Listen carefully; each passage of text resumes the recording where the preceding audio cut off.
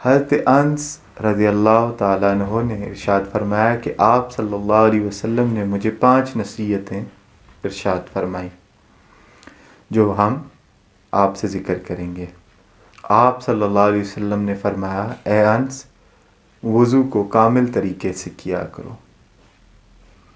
میرے دوستو، اس میں کتنی حکمتیں موجود ہیں، اس کا اندازہ ہمیں اس موجودہ وقت میں پتہ پڑ رہا ہے، جس میں ہمیں بار بار ہاتھ دھونے کا، چہرہ دھونے کا، ناک کی صفائی کا حکومتی طور پر بار بار حکم دیا جا رہا ہے۔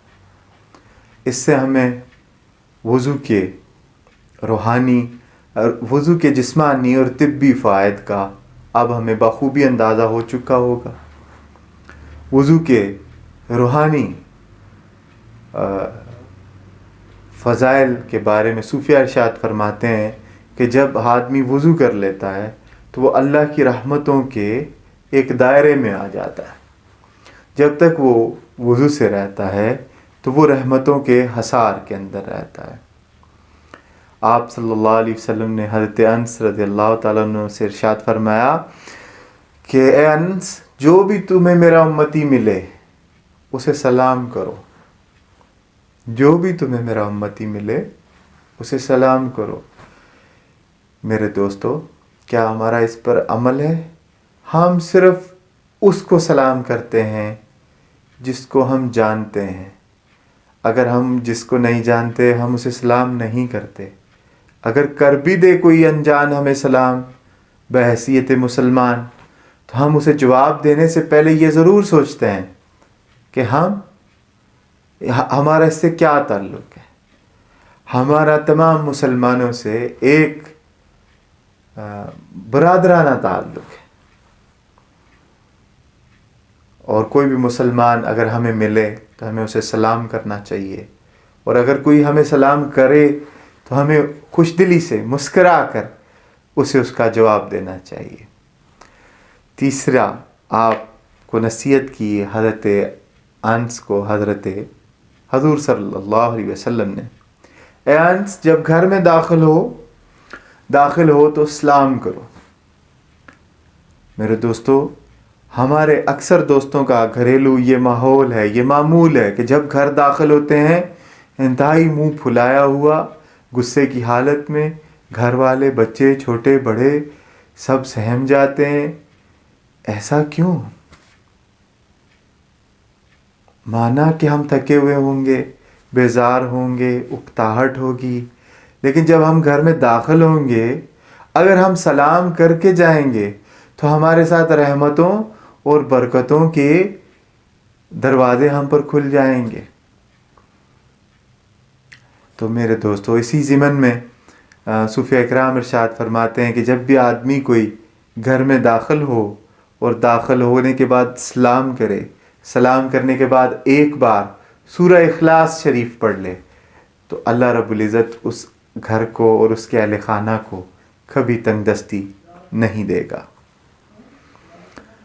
چوتھی نصیحت حضرت انس کو حضور اکرم صلی اللہ علیہ وسلم نے ارشاد فرمائی، اے انس، چاشت کی نماز پڑھتے رہا کرو۔ چاشت کی نماز یہ تقریباً پاکستانی وقت سے 10 سوا 10 کے قریب بھی آپ ادا کر سکتے ہیں۔ پڑھتے رہا کرو، کیونکہ تم سے پہلی امتیں چاشت کی نماز پڑھتے رہے اور اللہ والے بن گئے۔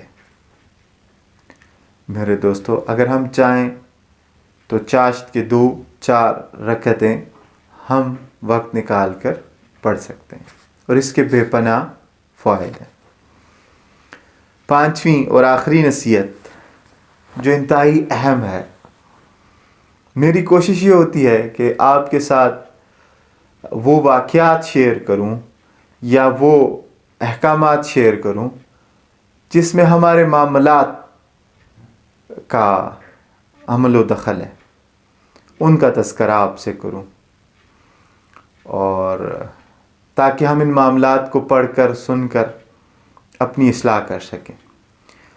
5ویں نصیحت آپ سرور عالم صلی اللہ علیہ وسلم نے ارشاد فرمائی، اے انس چھوٹوں پر رحم کرنا، بڑوں کی توقیر کرنا۔ آپ موجودہ ماحول میں نظر دوڑا کر دیکھیں کہ اس بات کی کتنی کمی پائی جاتی ہے ہم میں، کہ ہم چھوٹوں پر شفقت نہیں کرتے۔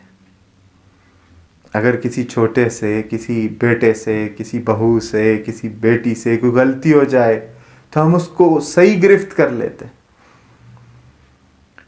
اس کی ایسی گرفت کرتے ہیں کہ انتہا ہی نہیں رہتی۔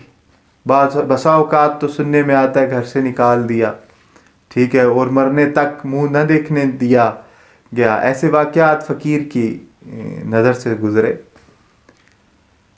کیا یہ بڑوں کا عمل تھا؟